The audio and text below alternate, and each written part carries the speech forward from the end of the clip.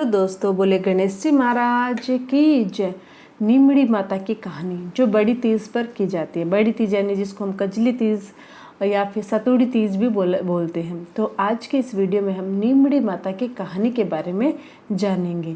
तो वीडियो शुरू करने से पहले अगर अभी तक आप लोगों ने चैनल सब्सक्राइब नहीं किया है तो प्लीज़ सब्सक्राइब कर लीजिएगा और नीमड़ी की कहानी बड़ी तीज पे ज़रूर सुनिएगा। तो चलिए शुरू करते हैं नीमड़ी की कहानी। नीमड़ी माता की कहानी। एक शहर में एक सेठ सेठानी रहते थे। वह बहुत धनवान थे लेकिन उनके कोई पुत्र नहीं था। सेठानी ने भाद्रों की बड़ी तीज यानी कि सातुड़ी तीज का व्रत करके कहा, हे नीमड़ी माता, मेरे बेटा हो जाए तो मैं आपको 1.25 मन का सातु चढ़ाऊंगी। माता की कृपा से सेठानी को 9वें महीने लड़का हो गया।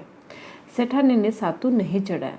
समय के साथ सेठानी को 7 बेटे हो गए लेकिन सेठानी सातु चढ़ाना भूल गए। पहले बेटे का विवाह हो गया।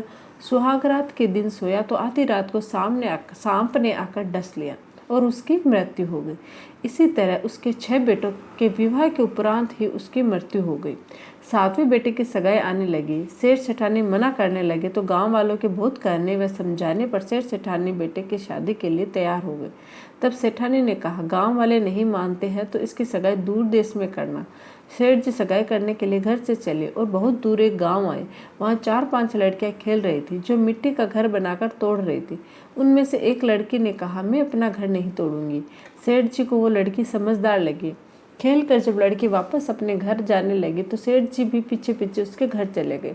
सेठ जी ने लड़की के माता पिता से बात करके अपने लड़के की सगाई व विवाह की बात पक्की कर दी। घर आकर विवाह की तैयारी करके बेटे की बारात लेकर और बेटे की शादी संपन्न करवा दी। इस तरह 7वें बेटे की शादी हो गई। बारात विदा हुई। लंबा सफर होने के कारण लड़की की माँ ने लड़की से कहा कि मैं यह सातु व सीख डाल रही हूँ। रास्ते में कहीं पर शाम को नीमड़ी माता की पूजा करना, नीमड़ी माता की कहानी सुनना, सातु पास लेना व कल्पना निकाल कर सासू जी को दे देना। बारात धूमधाम से निकली। रास्ते में बड़ी तीज का दिन आया। ससुर जी ने बहू को खाने को कहा। बहू बोली, आज मेरे तीज का उपवास है।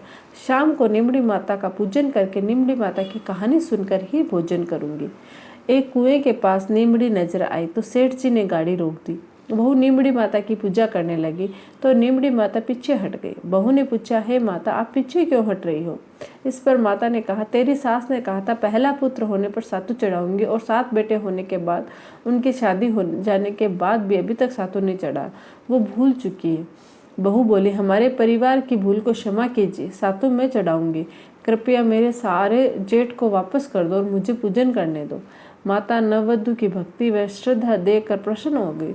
बहू ने नीमड़ी माता का पूजन किया और चांद को अर्घ्य दिया, सातु पास लिया और कल्पना ससुर जी को दे दिया। प्रातःकाल होने पर बारात अपने नगर लौट आई।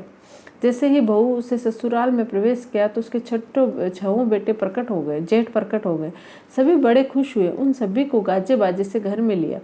सासू बहू के पैर पकड़कर धन्यवाद करने लगी तो बहू बोली, सासू जी आप ये क्या करते हो?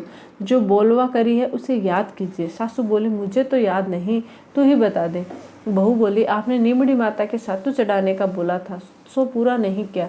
तब सासू को याद आई। 12 महीने बाद जब कजली तीज आई, सभी ने मिलकर 7.25 मन का सातु तीज माता को चढ़ाया। श्रद्धा और भक्ति भाव से गाजे बाजे के साथ नीमड़ी माँ की पूजा की, बोलवा पूरी की। हे भगवान, उनके आनंद हुआ वैसे सबके करना।